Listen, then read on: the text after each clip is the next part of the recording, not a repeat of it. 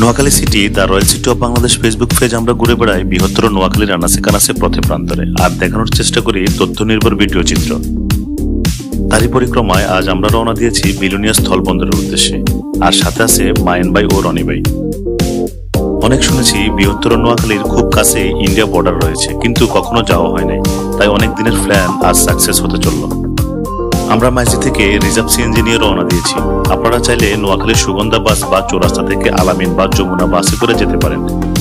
গিয়ে নামতে হবে ফেনীর মহিপাল, ভাড়া নিবে জনপ্রতি 60 টাকা।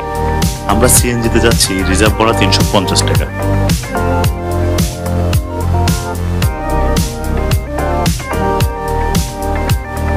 আমরা এখন ফেনীর মহিপালে। এখান থেকে যাব ফেনী হাসপাতাল রোড, সেখান থেকে দুই দিক দিয়ে যেতে পারেন বিলোনিয়া। একটা হচ্ছে পরশুরাম দিয়ে আর একটা ছাগলনাইয়া হয়ে। সবচেয়ে সহজ হচ্ছে হাসপাতাল রোড থেকে পরশুরাম হয়ে যাওয়া। এখানে ভাড়া জনপ্রতি 30 টাকা। পরশুরাম নেমে অটো বা সিএনজিতে যেতে পারেন বিলোনিয়া স্থলবন্দর। বলে রাখি, ছাগলনাইয়া দিয়ে গেলেও আপনাকে পরশুরাম আসতে হবে। আমরা যাচ্ছি ছাগলনাইয়া হয়ে।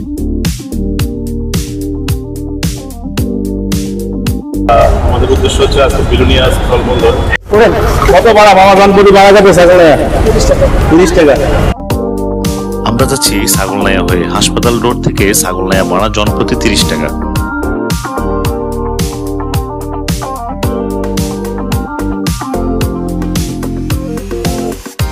আমরা এখন আছি ছাগলনাইয়াতে। হালকা নাস্তা করে রওনা দেব বক্স মাহমুদ হাটের উদ্দেশ্যে।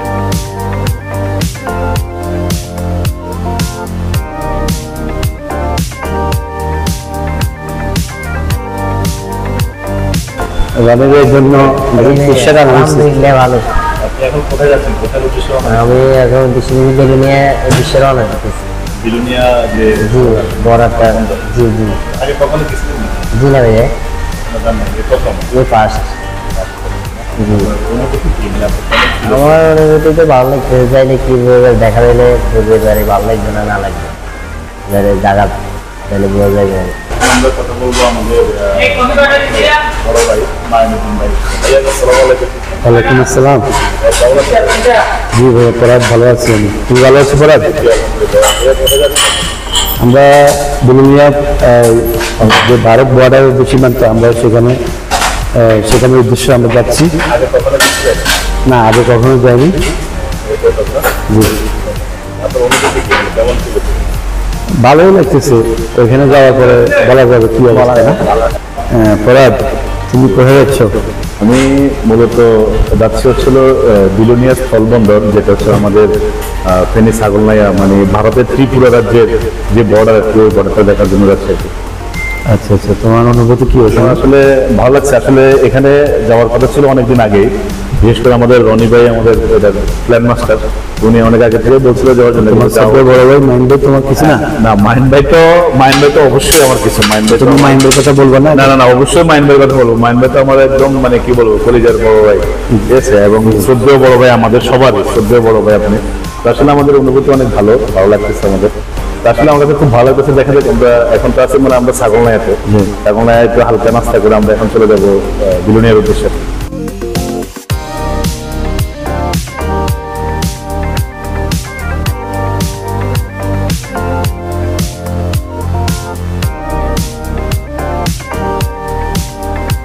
ছাগলনাইয়া থেকে এখন আমরা সিএনজি করে রওনা দেবো বিলোনিয়ার উদ্দেশ্যে।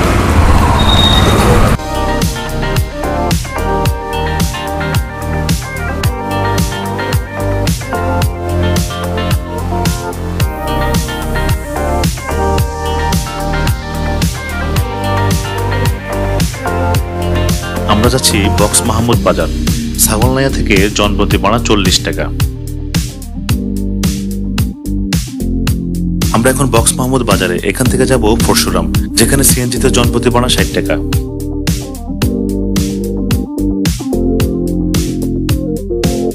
আমরা এখন ফেনীর পরশুরাম উপজেলার পরশুরাম বাজারে। এখান থেকে আমরা নিয়ে নিলাম একটা অটোরিকশা, যার জনপ্রতি ভাড়া 30 টাকা। সিএনজি যেতে চায় না, অটোরিকশা দিয়ে যাওয়াটাই ভালো।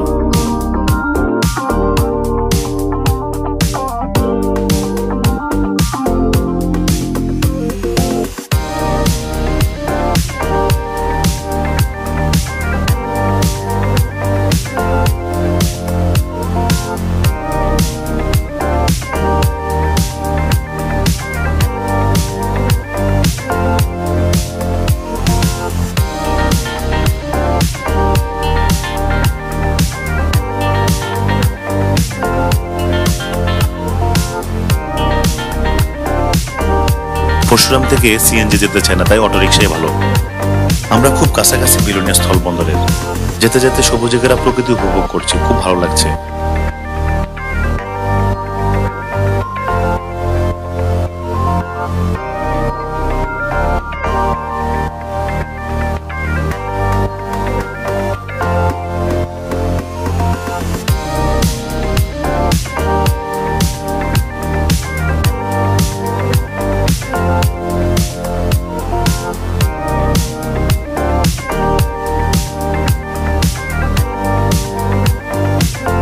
অবশেষে আমরা এসে পৌঁছালাম বাংলাদেশ ও ভারতের ত্রিপুরা রাজ্যের border Belonia স্থলবন্দরে।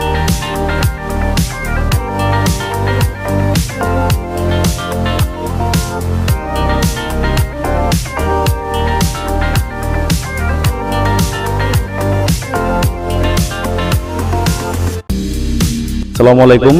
Noakhali city the royal city of Bangladesh Facebook page থেকে আপনাদেরকে আমরা এখন জানাচ্ছি আমরা বর্তমানে আছি বিলোনিয়া চেকপোস্ট, যেটা হচ্ছিল এই পাশে হচ্ছিল আমাদের পরশুরাম। দেখাও এদিকে, দেখো এদিকে হচ্ছিল আমাদের নোয়াখালীর ফেনী জেলার পরশুরাম, আর এদিকে হচ্ছে ভারতের ত্রিপুরা রাজ্য, এটা ছিল বাংলাদেশ, এটা হচ্ছে ইন্ডিয়া। এখন আমি ইন্ডিয়াতে আছি। ত্রিপুরা রাজ্যের এখানে যে বিলোনিয়া চেকপোস্ট, এখানে আছে বিজিবি চেকপোস্ট, এই যে বিজিবি চেকপোস্ট, আর ওই পাশে হচ্ছে আমাদের কাস্টমসের অফিস। আসলে আমরা এখন কাস্টমসের অফিসে যাবো, কেমন? আসো আসো আসো।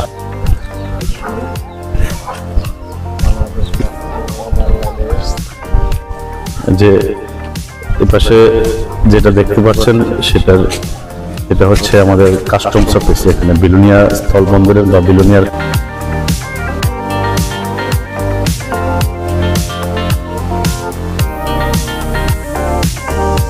এখন আমরা যাব বিলোনিয়া স্থলবন্দরের ভিতরে আর দেখবো এর সৌন্দর্য। আপনারাও দেখতে থাকুন।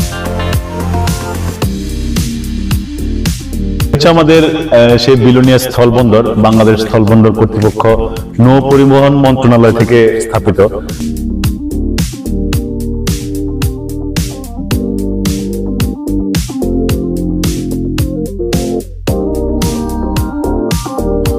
ভিডিওটি ভালো লাগলে শেয়ার করে অন্যকে দেখার সুযোগ করে দিবেন।